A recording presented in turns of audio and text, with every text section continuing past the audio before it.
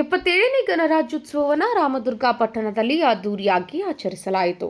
ರಾಮದುರ್ಗ ಪಟ್ಟಣದ ತೀರ್ ಬಜಾರದ ಬಿಎನ್ ಮನುವಳ್ಳಿ ಪ್ರತಿಮೆ ಸೇರಿದಂತೆ ಹಲವೆಡೆ ಧ್ವಜಾರೋಹಣವನ್ನು ಶಾಸಕ ಅಶೋಕ್ ಪಟ್ಟಣ್ ನೆರವೇರಿಸಿ ಸಾರ್ವಜನಿಕರನ್ನು ಉದ್ದೇಶಿಸಿ ಮಾತನಾಡಿದರು. ಇನ್ನು ನಗರ ಅರಮನೆ ಆವರಣದಲ್ಲಿ ತಾಲೂಕು ದಂಡಾಧಿಕಾರಿ ಪ್ರಕಾಶ್ ಹೂಳೆಪ್ಪಗೋಳ್ ಧ್ವಜಾರೋಹಣ ನೆರವೇರಿಸಿದರು. ಇನ್ನು ಈ ವೇಳೆ ಪೊಲೀಸ್ ಇಲಾಖೆಯ ಎನ್ಸಿಸಿ ಕೆಡೆಟ್ಗಳಿಂದ ಆಕರ್ಷಕ ಕವಾಯತು ನಡೆಯಿತು.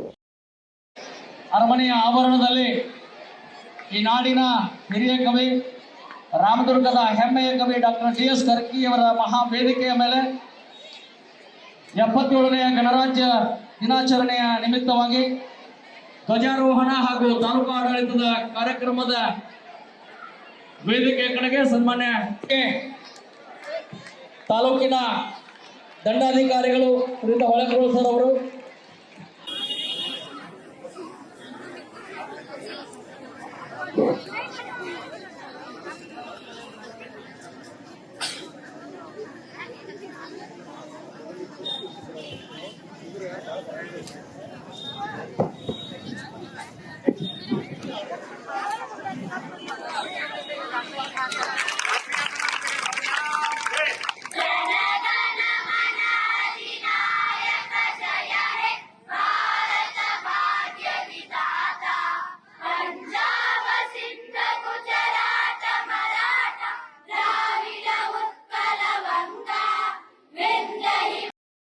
ಯಾವತ್ತು ನನ್ನ ರಾಮದುರ್ಗ ತಾಲೂಕಿನ ಎಲ್ಲ 15ರಂದು ರಾಷ್ಟ್ರಪಿತ ಮಹಾತ್ಮ ಗಾಂಧಿ, ಸುಭಾಷ್ ಚಂದ್ರ ಬೋಸ್, ನೆಹರು, ವಲ್ಲಭಭಾಯಿ ಪಟೇಲ್ ಮುಂತಾದವರೊಂದಿಗೆ ಲಕ್ಷಾಂತರ ದೇಶ ಪ್ರೇಮಿಗಳ ಹೋರಾಟದಿಂದ ದೇಶ ಸ್ವತಂತ್ರವಾಯಿತು.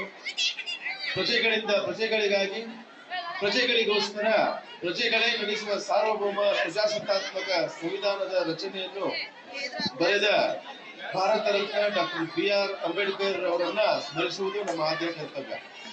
ಜಾತ್ಯತೀತವಾದ ಪ್ರಜಾಸತ್ತಾತ್ಮಕ ಸಾರ್ವಭೌಮ ಲಿಖಿತ ಸಂವಿಧಾನವನ್ನ ರಚನೆ ಮಾಡಿದ ಫಲವಾಗಿ 26 ಜನವರಿ 1950ರಲ್ಲಿ ಗಣರಾಜ್ಯವಾಗಿ ಭಾರತವು ಸಂವಿಧಾನಾತ್ಮಕ ಘನತೆಯನ್ನು ಹೊಂದಿರುವ ವಿಚಾರ ತಮಗೆಲ್ಲರಿಗೂ ಗೊತ್ತಿದೆ.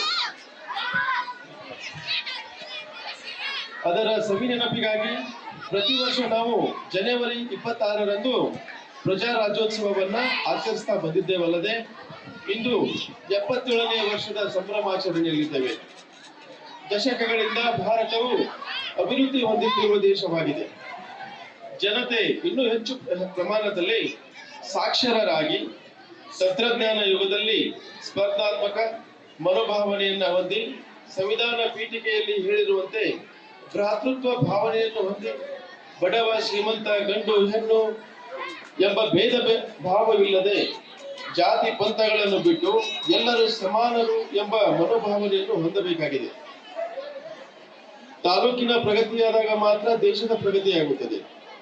ಅದರಂತೆ ಇಂದಿನ ಮಕ್ಕಳೇ ನಾಳಿನ ನಾಗರಿಕರು ಎಂಬ ಉಕ್ತಿ ಈಗ ಇಂದಿನ ಮಕ್ಕಳೇ ಇಂದಿನ ನಾಗರಿಕರು ಎಂಬಂತಾಗಿದ್ದು, ವಿದ್ಯಾರ್ಥಿಗಳು ವೈಜ್ಞಾನಿಕ ಮನೋಭಾವನೆಯನ್ನು ಬೆಳೆಸಿಕೊಂಡು ಮೊಬೈಲ್ ಗೀಳಿನಿಂದ ಹೊರಬಂದು ನಮ್ಮ ಜೀವನ.